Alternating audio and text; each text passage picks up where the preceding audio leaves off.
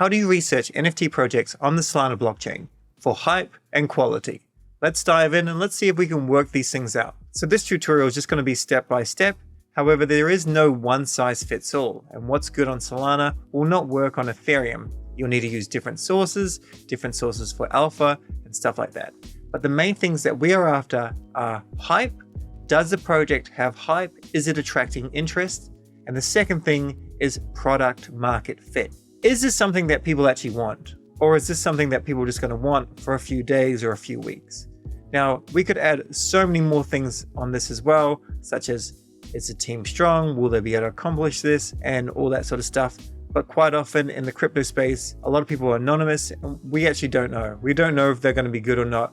So we can't really factor that in. All right, so we've got plenty of projects that we can cover, but I'm just going to teach you how to fish so you can fish yourself. I would like to cover them all, but we'll cover Owners Club GG for this video. So first things first, we start at Twitter. We have a look here and we want to see how many followers do they actually have. The number of followers they have is kind of important, and also the join date. So May 2023, that's fine. If someone joins the same month that they're minting, it's a bit of a red flag. Like, it's October right now. If this says October 2023, it's not the best. However, it's also a red flag if it says October 2019. Because it means they just literally bought the Twitter account, changed this name here, and then they probably bought followers. What we really want to see is an organic following. I also prefer to see it when projects are actually following others. When this says 0 or 1 or something like that, I kind of think like you're not really even caring enough about the community that you're trying to attract to not even follow them back. So whatever. Now, it doesn't have to be high. It can be 100 or it can be less than 100, but you want to see some sort of followers. That's just my personal viewpoint. Having a look here, we can see they've got a cool little animation. They've got plenty of engagement, 41,000 views, and this basically has a like and you can retweet it. Now, what it says in order to get a free mint is join the Discord, locate the giveaway channel, and follow some tasks. Now, these tasks probably had something along the lines of like and retweet, because these things are very, very high. It didn't say anything about commenting, and that's why the comments are so low. That's what I would imagine anyway. Now, their normal engagement, we wouldn't go with something like this, which is 1 hour or so ago, but we want to go with something maybe a few days old. Maybe something like this one. Typically, their engagement is around 192 likes. That's pretty good. It's a lot more than I get. But 176, 192, that's pretty good for a smaller account. Now, they have given pre-sale spots to different communities, which is, very, very common. But all we've worked out thus far is their engagement on Twitter is okay. It's pretty good. It's the beginning of a bull market. There's nothing crazy in terms of, 1,000 likes or stuff like that, just natively without being asked to do so. This is pretty decent. Now, the reason why this has potential is there's already a horse racing game on Solana that's doing very, very well. Now, the name of the game that's already out there is Photo Finish. And I don't have any of these virtual horses, so I can't really comment on the game. But it's doing very well. It's been around for actually a little bit of time, and it's real money. You can add your horses, you can earn rewards. It's very good. And some of these horses are selling for like tens of thousands of dollars. They even put this out an hour ago. The volume in 24 hours of horses being sold, $325,000. I mean, this is more than the entirety of Cardano blockchain. This is pretty impressive. So with that alone, there's precedent for setting demand. And when we have a look at this, we can already see that there is product market fit because people do want to do that. The thing is, they would much rather try and get in early where you're spending like $200 as opposed to buying something for $1,000 or more. So you can see the reason on why people would want to mint this. Definitely get a pre-sale spot. All right, let's have a look at their link tree. So click on their link tree and they've got a Discord and a website. We'll go to the website first, and here's their website. Now, I'm not a great website builder, but if I was launching something where I was trying to get hundreds of thousands of dollars, maybe even $1 million from a mint, I would have a pretty decent looking website. That would be my goal. If I look at this is not zoomed in any way. I don't like it. The UI, the UX, the user interface, the user experience, it's really, really terrible. Now, the reason why this is a bit of a red flag is I know they want to release a mobile app. Now, a mobile app has to have a very clean UI. If it doesn't, then, people aren't going to enjoy the experience. That's why games like Clash of Clans and things like that have billions of dollars in revenue, because they have that clean UI. Now, of course, if the earnings are good, this will still do well. But what I would like to see is that they could actually create a good website. So now, if we have a look here, what we want to see is about us. We want to see who the team is, and having a look at their leadership team here. They have actual names, so we can check on LinkedIn to see if they've got LinkedIn, see if we can actually put a face to the name. They're all just general PFPs, which is kind of fine in the Web3 space, but I think for this sort of thing, I'd probably prefer to see actual faces, but it's not a necessity. We do have the option of going into LinkedIn, but I haven't updated my LinkedIn in years, so I'm not going to go here. But I'm not looking for a job and I'm not raising funds. So if I was, then I'd come around and do this differently.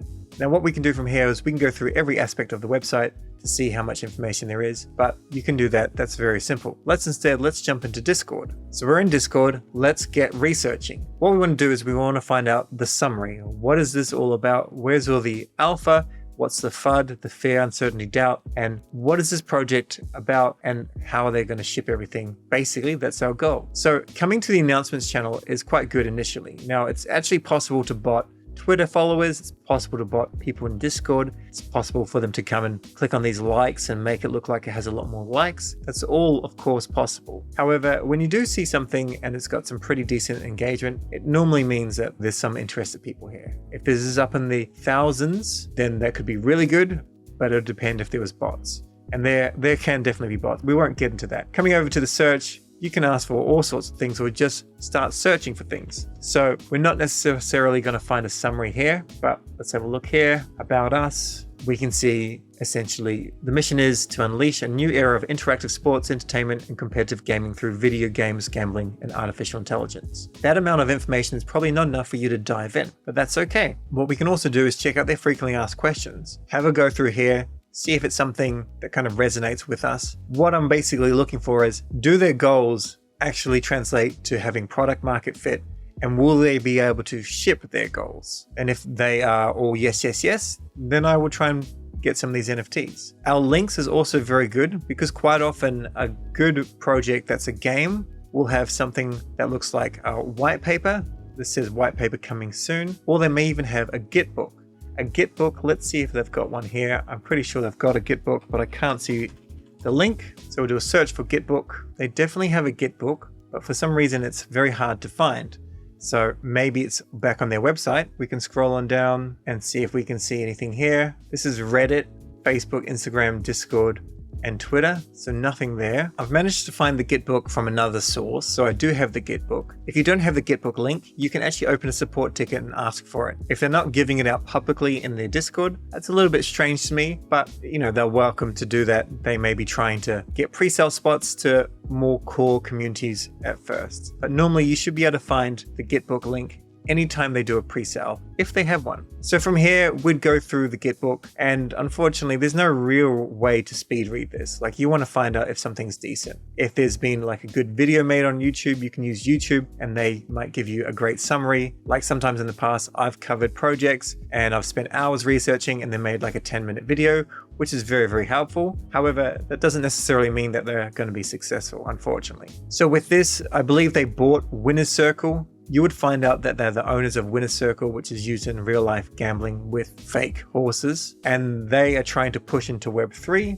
I have heard from some different viewpoints that they're pushing into Web3 because they don't quite have product market fit in Web2. That would come to me as a bit of a red flag, but also not purely a red flag. And the reason for that is horse gambling is kind of an older person sport, and they're less likely to bet on something that's AI. Whereas a younger person would be more inclined to think, that seems kind of cool. I wonder if I can profit from that. However, that's just an opinion, of course. So you'd go through the Gitbook, go through anything that you want to find out, jump in here and write down any questions. Then if you go back to Twitter, you want to see if there's any upcoming spaces. If a project is going to do a mint, they'll quite often have some sort of space every couple of days where those people that speak very well will come up here and they'll have a chat. Now with this project, they've done plenty of spaces, but you have to find them, and as soon as you go through them, just a simple search or just asking in Discord or asking on Twitter, you then have to listen to them. And sometimes these can be an hour, but the good thing is when you find the space, you can go through it at 2x speed. As long as you're a native English speaker, you should get most things. Now as you go through their feed, you're going to see little threads, why someone has great conviction,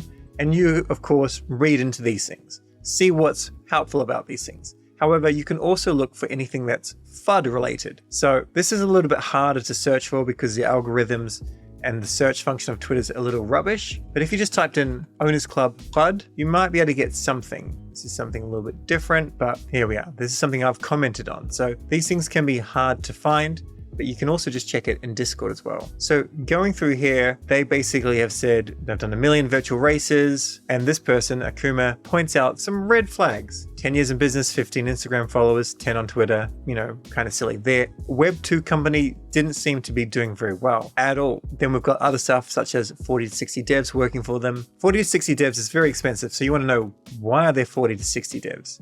That's kind of insane, isn't it? And these questions here, you'd get the FUD and then you would answer them politely in spaces. That's just what you have to do. Or you would just chalk them up as potential cons, list of pros, potential cons, and then you would work out, should I go and pre-sell it? If I look at this project, I would definitely go for pre-sale spots. However, as opposed to holding them for a long term, I may be more inclined to sell some if they went into profit. But that's just my basic level of research on this project. Now, if we jump back into Discord, another thing we can do is we can look for FUD, or we can search directly for anything that was maybe a little bit of a red flag, such as 40 devs. If we type in 40 devs and see if that comes up. There isn't a lot of information here.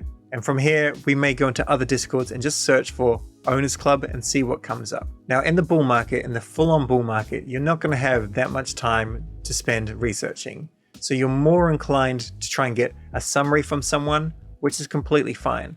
But if you could try and spend 40 minutes of fast research, that's probably going to help you to establish if something's going to be epic or not going to be epic. But remember, it comes down to two things. Is there hype? With this one, there is. Is there product market fit? There is, and then the next thing is team. When it comes to the team, they seem to have a bit of a team here, which is certainly great.